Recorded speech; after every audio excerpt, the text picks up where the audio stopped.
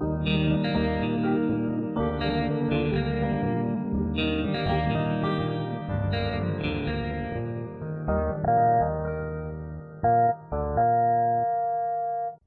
this is a prepaid call from an inmate at the Virginia Department of Corrections, Red Onion State Prison. To accept this call, press 0. This is Red Onion Randy, and this is question time. I have a question here from Paula, who asked, what do the other inmates think of my podcast, and whether they can listen to the podcast or not, and what do the guards think? From the inmates that I've talked to, that I have told about it, they think it's cool. They think it's great, that I have the opportunity to do this. Unfortunately, they cannot listen to it because we don't have access to podcasts and the internet and so on and so forth. But overall, from the inmates, they think it's a great idea. As far as the guards go, some of the regular COs don't have a problem with it.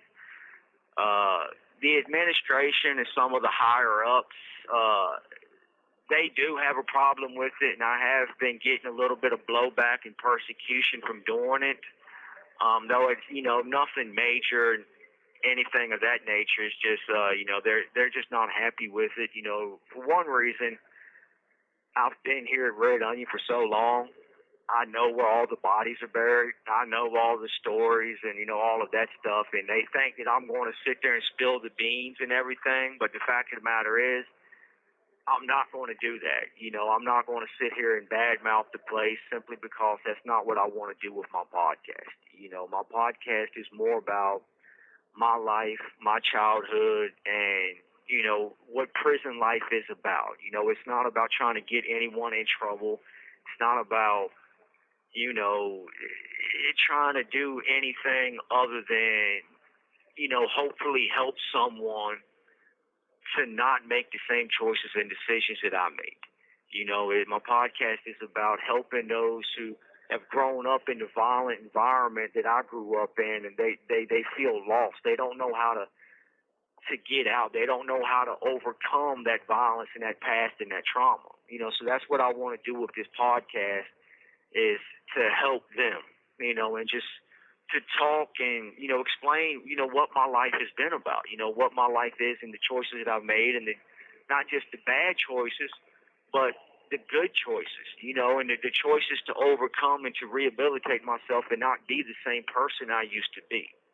So that's what I want with this podcast, and that's, some of the administration and whatnot, they don't understand that because they've never taken the time to actually talk to me and say, hey, man, what are you doing with this podcast? They just automatically assume that I'm trying to burn the place to the ground, which is not the case at all.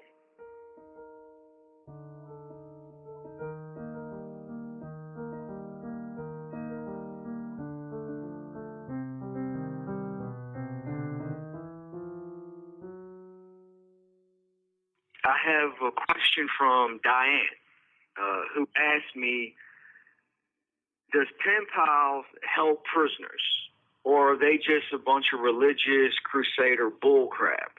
And can I recommend a good prison website, Penpal website? Dianna, that's actually a great question. Unequivocally, yes, absolutely, Penpals do help prisoners. For the simple fact, most people in prison lose contact with family, friends, and loved ones when they come to prison, especially those who have extraordinarily long sentences. So it's great to get mail. It feels good when the CO is passing out the mail at that certain time every day that they pass it out, and you hear your tray slot drop. Because you got something, and you feel loved. You feel like, hey, there's somebody that cares about me. And I mean, it's an amazing feeling, to know that there's somebody out there who is interested in your life who has invited you into their life to be a part of their life. You know, thankfully I have quite a few pen pals, and every time I get something, I still get that same feeling of warmth, you know, because I know that, hey, there's people that are interested in me. You know, there are people that haven't forgotten me, that care about me. You know, so unequivocally, I would recommend pen paling with prisoners. Though I do have to give you and anybody else who writes prisoners fair warning. We're in prison for a reason. Not every prisoner is honest. Not every prisoner is straightforward. And some prisoners are pieces of crap. I mean, I hate to say it. I don't like saying it. I'm in here with them.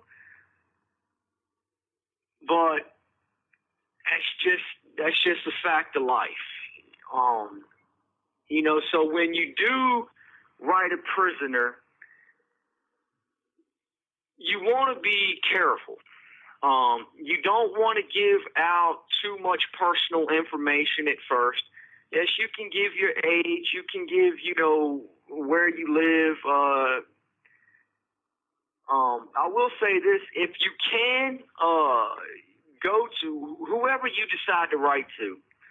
Look up what state they're in, and then go on that state's Department of Corrections website and see if they have access to email.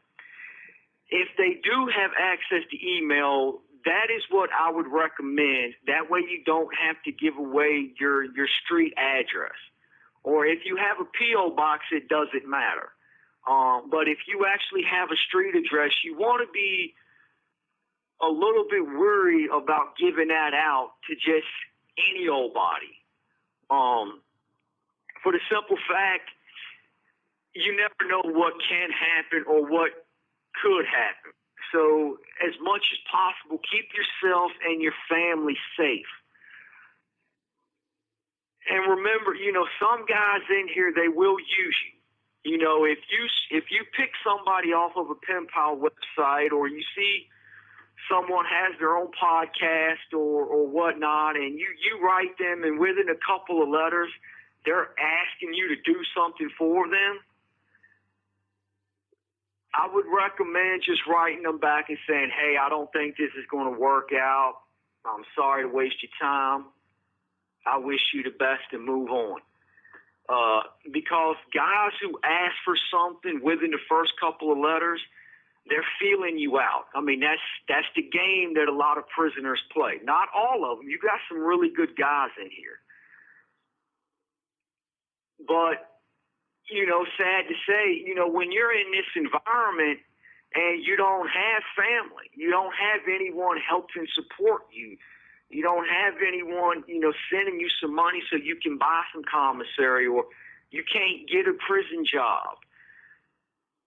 It's, you know, to me, it's understandable because the overwhelming majority of prisons barely feed you. I mean, they like to keep you on the edge of starvation as much as possible so that you're physically weak. So if something does jump off, you're not going to have the energy to really hurt people or put a bunch of staff members in the hospital or even worse than that. So that's something that they like to do. So a lot of guys, you know, they do need money so they can buy a little bit of extra food just so they can have the energy to get out to bed in the morning, you know.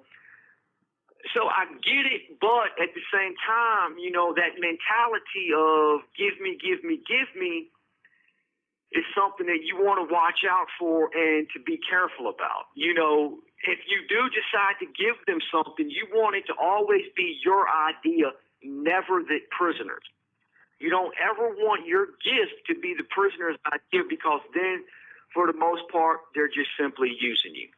But if it comes from your heart and they don't ask for it and you want to do it, then you know it's the right thing to do, because they're not using you. They're simply seeking you for your companionship and your friendship. So I highly, highly recommend that you find someone, whether it be male or female, is irrelevant. Everybody needs love. Everybody needs to have at least one person that cares about them. And for so many years in my bed, I never had that. I didn't have that until the documentary Solitary: A Look Inside Red Onion came out and aired on HBO and other streaming services and whatnot, and then some people started reaching out to me. And it completely changed my outlook on life. I mean, it took me from here all the way up to here just to know that there's people who care about me. I thank God every single day for my friends. If someone offers me something, I graciously accept it, and it means the world to me, but I don't ask for anything. I try to give back, and there are some guys that are like that in prison, and if you can find someone like that who encourages you, who inspires you to chase your dreams, you know you found a good friend. You might have to fish around a little bit before you can find one, but they're out there and they need your help and they need other people's help. And by help, I mean communication, friendship, and whatever love you can spare for them. It was a great question, and I thank you for asking it, Diane. As far as actual, can I recommend a Penpal site? Unfortunately, I can't recommend an actual Penpal site for the simple fact I've never signed up for any.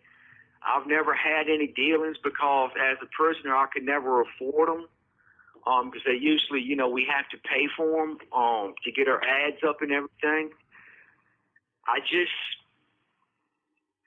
I would recommend just going on several Penpal sites and just, reading some of the advertisements and how they talk about themselves and so on and so forth, and then just take a chance and reach out. And if it doesn't work out, please have the decency to write them and let them know it's not going to work out. Don't leave them hanging. I've had a few people do that to me, and I would wait month after month after month just waiting for them to write me, and I would maybe send a little, hey, is everything okay? How you doing? I ain't heard from you in a while. And then they still don't write. And then I start thinking, man, are they in the hospital? Are they dead? I mean, what happened? And you're paranoid enough in here without having a person who you think is a true, genuine friend just straight cut you off at the knees and never speak to you again. You have 1 minute remaining. That's my 2 cents on it. And that's a great question. Thank you for asking it. This has been Red Onion Randy. I hope you enjoyed listening to me. I hope you enjoy hearing my story. Take care and stay safe. This is Red Onion Randy. I hope you enjoyed listening to my podcast and visiting my website, redonionrandy.com. If you enjoyed listening to me, I would appreciate it if you would review and rate me. I'm shooting for 5 stars, but I'll take what you can give me, as this will help me to reach a broader audience. Thank you for your consideration. Thank you for using GTL.